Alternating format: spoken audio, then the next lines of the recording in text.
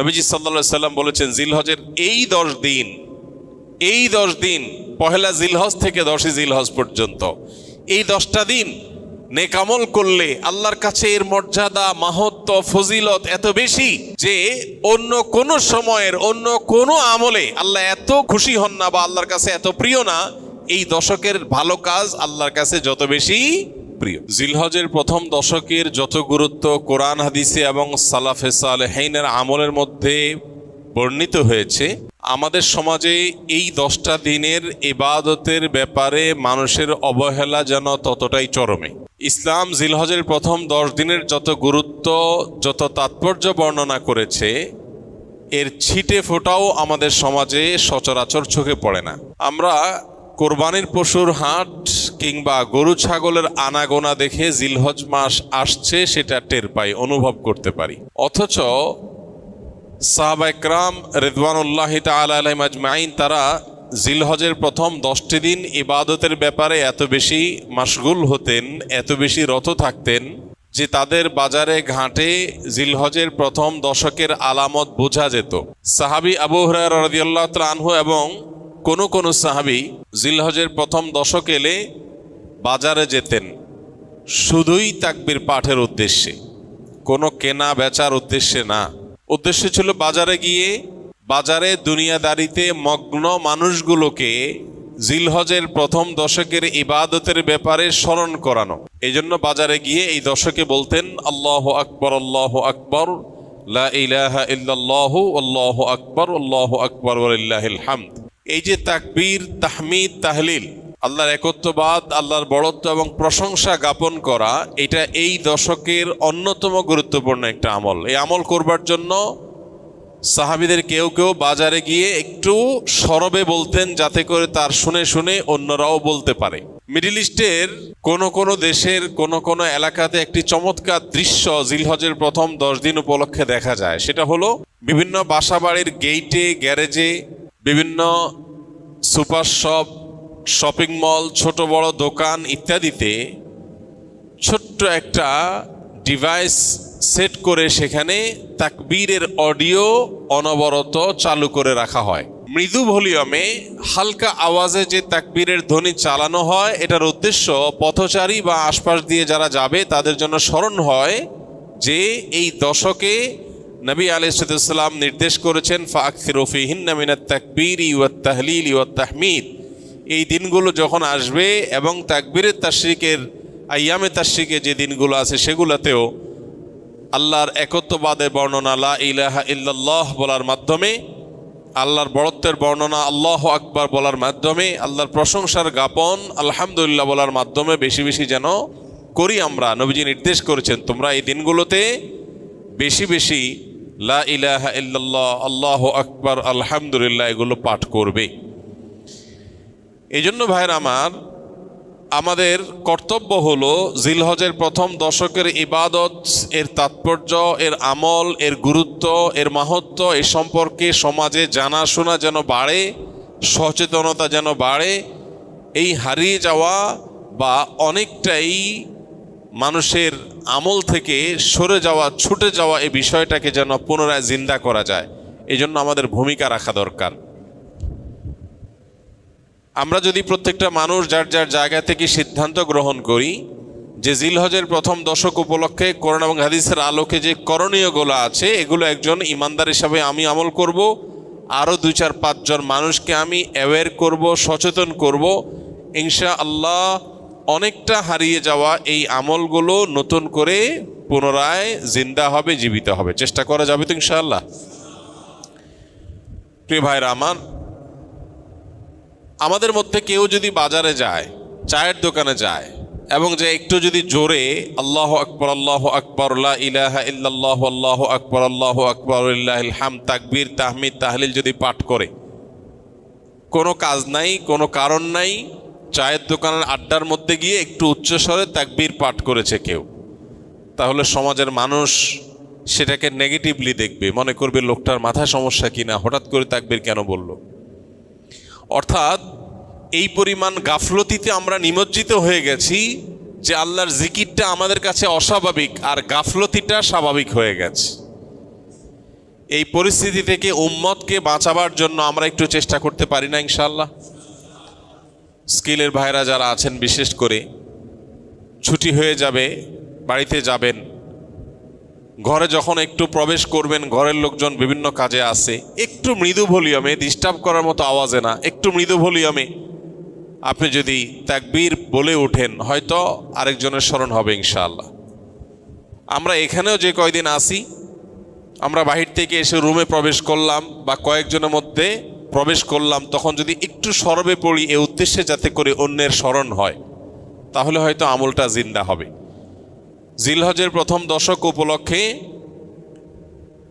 আমাদের সবগুলো মনিটরে ইনশাআল্লাহ এই দশকে তাকবীরের ধ্বনি উচ্চারিত হতে থাকবে মৃদু ভলিউমে, যাতে করে অন্যদের স্মরণ হয়। এবং এই দশকের ফজিলত, তাৎপর্য, মাহাত্ম্য এবং করণীয় সম্পর্কে অনেকগুলো লিফলেট প্রিন্ট করা হয়েছে। আমরা এগুলো নিয়ে যাব ইনশাআল্লাহ। একটা দুটা করে সংগ্রহ করব। আজকে মসজিদে রাখা উচিত ছিল, পরবর্তীতে আমরা মসজিদে রাখা হয়েছে কিনা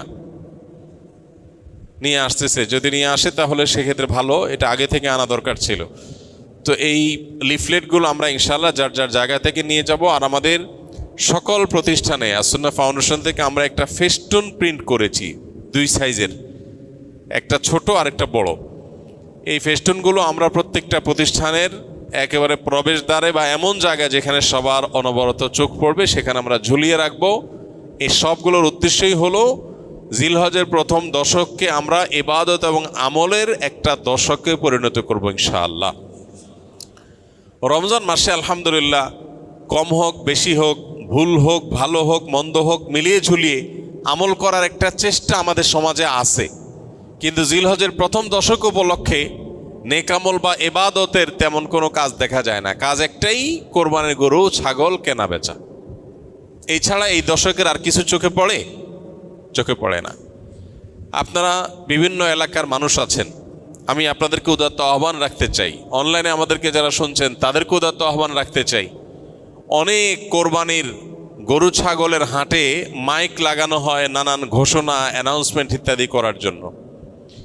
আমি লক্ষ্য করেছি খুবই দুর্ভাগ্যজনকভাবে যে কোরবানির পশু কেনা বেচার হাটের অর্থনৈতিক সুফল বিপুল পরিমাণে, আর্থসামাজিক উপকারিতা অনেক বেশি, এটাকে ঘিরে হাজার হাজার লক্ষ লক্ষ মানুষের জীবিকার ব্যবস্থা হয়।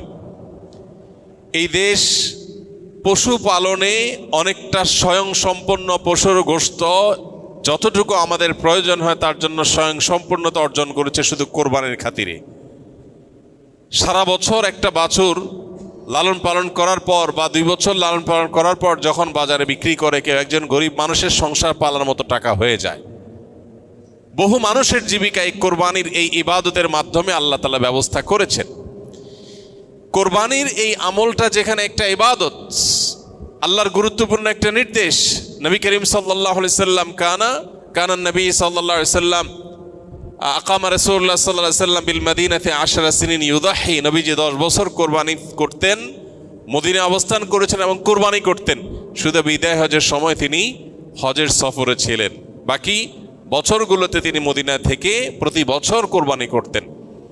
তো কোরবানির এই আমলটা যেহেতু একটা ইসলামিক কাজ, একটা ইবাদত, সেই ইবাদতকে ঘিরে যে হাট বা বাজার হয় সেখানকার মাইকে গান এবং বাজনা বাজানো হয়, এর চেয়ে দুর্ভাগ্যজনক বাস্তবতার কি আছে?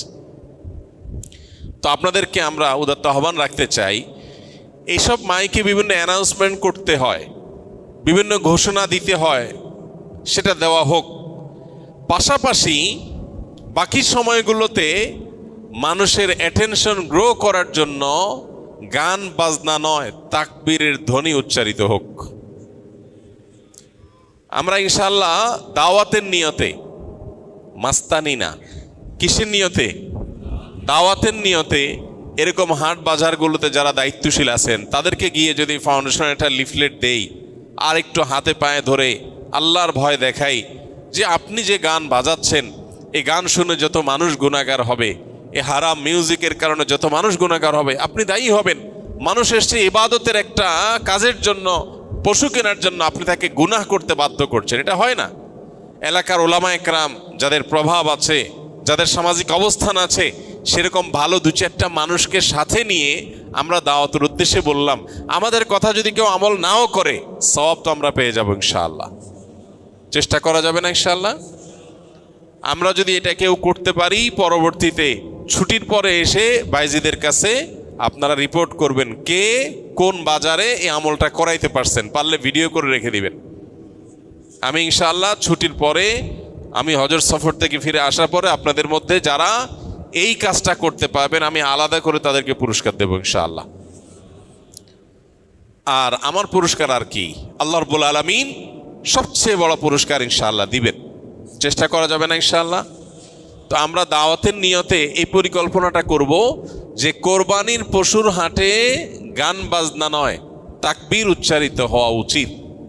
মানুষকে নরমের সাথে যুক্তি দিয়ে বোঝাতে হবে, রাগারাগি না, মানুষের সাথে ব্যবহার খারাপ করা না, দাওয়া হতে হবে সুন্দরভাবে। চেষ্টা করা যাবে না ইনশাআল্লাহ? একটা লিফলেট নিয়ে গেলেন কোরবানির পশুর হাটে, যে জায়গায় লাগাইলে কারোর ক্ষতি হবে না, কারোর ওয়ালে পারমিশন ছাড়া লাগাইলে তিনি কষ্ট পাবেন, নিষেধ করা আছে, এরকম জায়গায় না। যেখানে লাগাইলে কারোর কোনো অসুবিধা হবে না এরকম জায়গায়। কোনো একজন রিক্সা চালক ভাই তিনি সম্মতি দিয়েছেন তার রিক্সার পেছনে লাগাতে, তাহলে তার অনুমতি নিয়ে তার পেছনে লিফলেট লাগাই দেন, যাতে করে এটা দেখে 10 জন মানুষ আমল করে। একটা হারিয়ে যাওয়া সুন্নাহকে, একটা হারিয়ে যাওয়া বা বেশ কয়েকটা হারিয়ে যাওয়া আমলকে আমরা সমাজে পুনরায় জীবিত করার জন্য যদি কাজ করি, তাহলে আমাদের মর্যাদা আল্লাহর কাছে কত বেশি, এ বিষয়ে বহু হাদিস বর্ণিত হয়েছে। আমরা সেই মর্যাদা অর্জন করার চেষ্টা করতে পারি না ইনশাআল্লাহ? এজন্য ভাইরা আমার, যারা এই কথাগুলো আমরা শুনছি অনলাইনে অফলাইনে, আমরা আরো কয়েকজনের কাছে পৌঁছে দিব। জিলহজের প্রথম দশক শুধু কোরবানির পশু কেনা বেচার দশক নয়, এই দশক ইবাদতের দশক, এই দশক আমলের দশক। নবী করিম সাল্লাল্লাহু আলাইহি সাল্লাম বলেছেন, মা মিন আইয়ামিন আল আমালুস সালিহু ফিহিন্না হাব্বু ইলাল্লাহ মিন হাযিহিল আইয়াম। কিলা ইয়া রাসূলুল্লাহ ওয়ালাল জিহাদু ফি সাবিলিল্লাহ? ক্বাল ওয়ালাল জিহাদু ফি সাবিলিল্লাহ।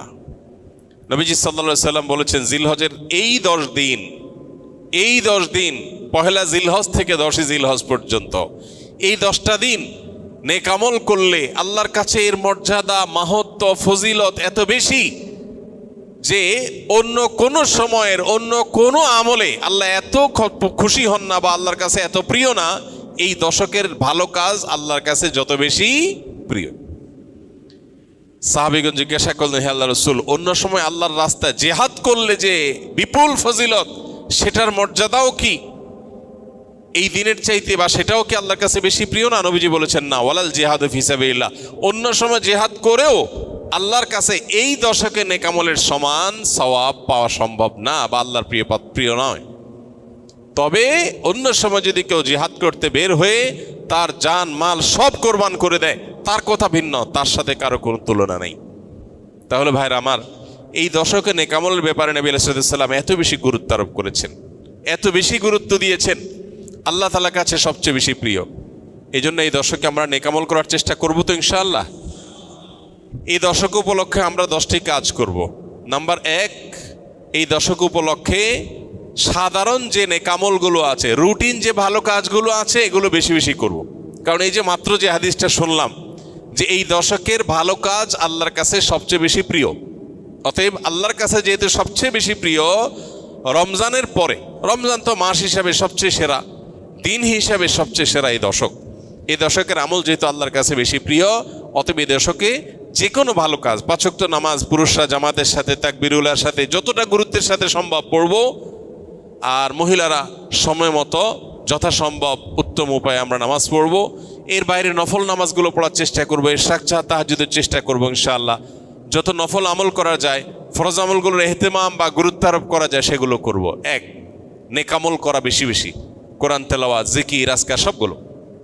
নাম্বার 2, যত রকম গুনাহ এবং পাপের কাজ আছে এগুলো সারা বছরই নিষিদ্ধ, হারাম। হারাম তো সারা বছরই হারাম।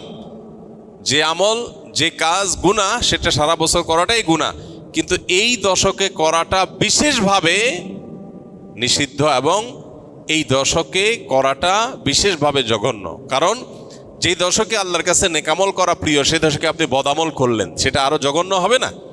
তো এই জন্য এমনিতেই সম্মানিত 4 মাস সম্পর্কে আল্লাহ রাব্বুল আলামিন বলেছেন ফালা তাজলিমু ফিহিন্না আনফুসাকুম, এই দশক এই মাসগুলোতে তোমরা নিজেদের প্রতি অবিচার করো না। এই জন্য জিলহজের প্রথম দশক সম্মানিত 10 মাস, 4 মাসেরও অংশ, আবার মর্যাদাপূর্ণ দশক, আল্লাহর কাছে সবচেয়ে প্রিয় নেক আমলের জন্য। অতএব সেই দশকে আমরা গুনাহ থেকে, পাপের কাজ থেকে বেঁচে থাকার ব্যাপারে বিশেষভাবে যত্নশীল থাকবো ইনশাআল্লাহ।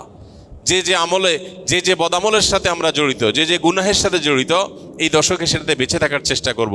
মোবাইলে, সোশ্যাল মিডিয়াতে, ফেসবুকে, হোয়াটসঅ্যাপে, ইউটিউবে কোনো হারাম জিনিস দেখবো না, শুনবো না এবং হারাম কাজ করবো না ইনশাআল্লাহ। নাম্বার 3, বেশি বেশি আল্লাহর জিকির করা। কারণ আল্লাহ তাআলা সূরা হজের 28 নম্বর আয়াতে এই নির্দিষ্ট দিনগুলোতে আল্লাহ বেশি বেশি জিকির করতে নির্দেশ করেছেন। অতএব বেশি বেশি আল্লাহর জিকির, যত রকমের আল্লাহ জিকির হতে পারে, মুখের জিকির, অন্তরের জিকির, এই জিকিরগুলো বেশি বেশি করবো ইনশাআল্লাহ। নাম্বার 4, যাদের হজের তৌফিক হয়েছে তারা এই দশকে হজ করবেন, হজ শুরু করবেন 8 তারিখে। আর নাম্বার 5, যাদের কোরবানির তৌফিক আছে তারাও কোরবানি করবেন, কারণ মান ওয়াজাদা সাআতান লিআন ইউযাহিয়া ওয়া লাম ইউযাহি ফালা ইয়াকরাবান্না মুসাল্লানা, যার কোরবানি করার সামর্থ্য আছে অথচ কোরবানি করলো না, নবী সাল্লাল্লাহু আলাইহি ওয়াসাল্লাম সতর্ক করেছেন, হাদিসে সতর্ক বাণী এসছে, সেই জন্য মুসলমানদের ঈদগাহে না আসে। এই জন্য কোরবানি করা এটা হলো 5ম আমল এই দশকের, যাদের তৌফিক আছে। 6 নম্বর আমল হলো, যারা কোরবানি করার সিদ্ধান্ত গ্রহণ করবেন তারা জিলহজের চাঁদ ওঠার পর থেকে নিয়ে ঈদের দিন কোরবানি করা পর্যন্ত এই সময়ের মধ্যে মাথার চুল, গোঁফ, হাত পায়ের নখ এবং শরীরের অবাঞ্ছিত পশম ইত্যাদি এগুলো কাটা থেকে বিরত থাকবেন এই 10 দিন। অর্থাৎ এগুলো চাঁদ উঠার আগে আগে কেটে ফেলবেন। আর কাটবেন কখন? কোরবানির পরে। তাহলে চাঁদ উঠা থেকে কোরবানি এই সময়ের মধ্যে চুল, নখ ইত্যাদি কাটা থেকে বিরত থাকবেন কারা? যারা কোরবানি করার নিয়ত করেছেন। যদিও এখানে কোরবানি যারা করার নিয়ত করেন নাই, যারা কোরবানি করার নিয়ত করেন নাই সে মানুষগুলোর জন্য এই আমলের কথা অনেক উলামা ইকরাম বলেন এবং উভয়টার সপক্ষেই কম বেশি দলিল এবং যুক্তি আছে। 7 নম্বর আমল হলো বেশি বেশি তাকবীর, তাহমিদ, তাহলিল পড়া, যেটা মাত্র বললাম। উঠতে বসতে, চলতে ফিরতে, বাজারে ঘাটে, ঘর বাড়িতে, সব জায়গাতে আল্লাহু আকবার, আল্লাহু আকবার, লা ইলাহা ইল্লাল্লাহ, আল্লাহু আকবার, আল্লাহু আকবার, ওয়ালিল্লাহিল হামদ, বেশি বেশি উচ্চারণ করা। আমরা মোবাইলের ওই যে কল করলে যে বাজে, যে কি বলে ওইটাকে, রিংটোন না, ওয়েলকাম টিউন, ওয়েলকাম টিউন হিসাবে তাকবীর কিভাবে সেট করা যায় সেটার জন্য আমরা প্ল্যান করতে পারি, প্রোগ্রাম করতে পারি। আর কতভাবে মানুষকে স্মরণ করানো যায় হালাল উপায়ে, বৈধ উপায়ে, সেটা আমরা চেষ্টা করতে পারি। তাহলে 7 নম্বর আমল হলো বেশি বেশি তাকবীর, তাহমিদ, তাহলিল পাঠ করা। এটা এই 10 দিন ধরে রাত দিন কোনো সংখ্যা ছাড়া যার যতটুকু তৌফিক হয়। 8 নম্বর আমল হলো এই তাকবীরটাই আইয়ামে তাশরিকে, অর্থাৎ জিলহজের 9 তারিখ বাদ ফজর থেকে নিয়ে জিলহজের 13 তারিখ আসর পর্যন্ত প্রত্যেক নামাজের পরে একবার করে পাঠ করা, নারী পুরুষ সবাই।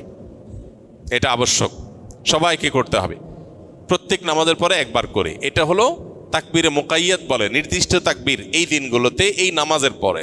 আর প্রথমটা বললাম 7 নম্বর আমলটা হলো সাধারণ তাকবীর, তাকবীরে মুতলাক, অর্থাৎ এই দশক জুড়েই সবসময় বেশি বেশি তাকবীর পাঠ করা। তাহলে 8টা আমল পেয়ে গেলাম।